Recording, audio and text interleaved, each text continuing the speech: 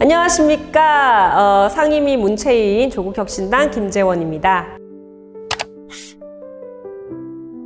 정식 데뷔는 97년 3월인데 제가 이소라의 프로포즈하고 열린음악회를 96년 10월부터 했어요. 제 노래가 없이 그냥 그때 공연 때 게스트곡으로 했었던 그 팝송을 가지고 이소라의 프로포즈랑 열린음악회를 그냥 했죠. 그게 방송을 통해서 입소문이 굉장히 많이 났고 97년 3월에 드디어 이제 제 앨범이 나오게 됐는데 예상보다 반응이 상당히 좋았던 거죠.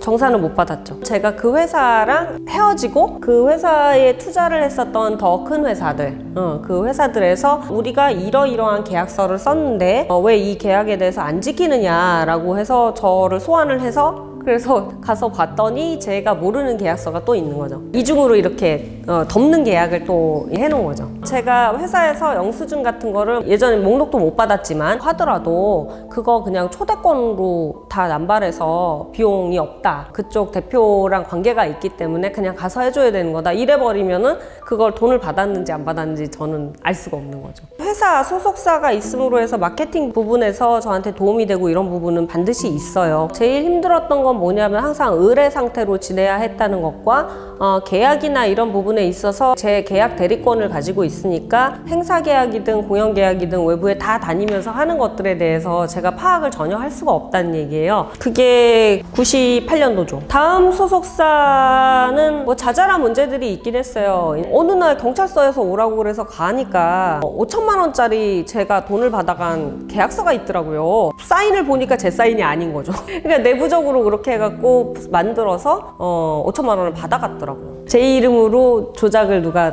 해갖고 5천만 원을 받아간 거죠.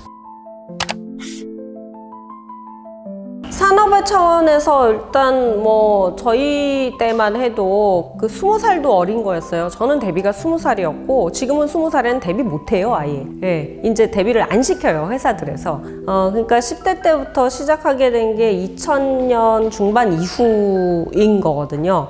그러한 문제들에 대해서 이 아이들을 어떻게 할 것인가에 대한 사회적인 논의나 아니면 깊은 고민 없이 좀 안 좋게 생각을 하는 거 이유 하나는 뭐냐면은 어린 남자, 어린 여자를 대상으로 그 사람들을 굉장히 예쁘고 또 섹시하게 이렇게 포장을 하게 되면서 그러한 성적인 차원의 판매를 하고 있는 게 아닌가라고 저는 또 생각을 하는 부분도 있어요. 그걸 위해서 고혹적인 자태와 그러한 포즈들을 연습을 아예 그냥 어린 뭐 11살, 12살의 아이들이 배워야 하고 그게 예뻐 보이는 줄 알고 카메라에 들이대는 그런 걸 보면서 4, 5살 애들이 TV를 보고 그런 것들을 쫓아하는 그게 과연 좋은 것인가? 라고 생각을 하게 되거든요. 성상품화 해가지고 판매하는 부분에 대해서는 저는 상당히 우려를 표하는 부분이 있고 이 산업이 커지면서 큰 돈을 벌 수 있다는 그런 기대하에 너무나 안전장치 없이 밀어넣는 게 아닌가 라는 생각을 하고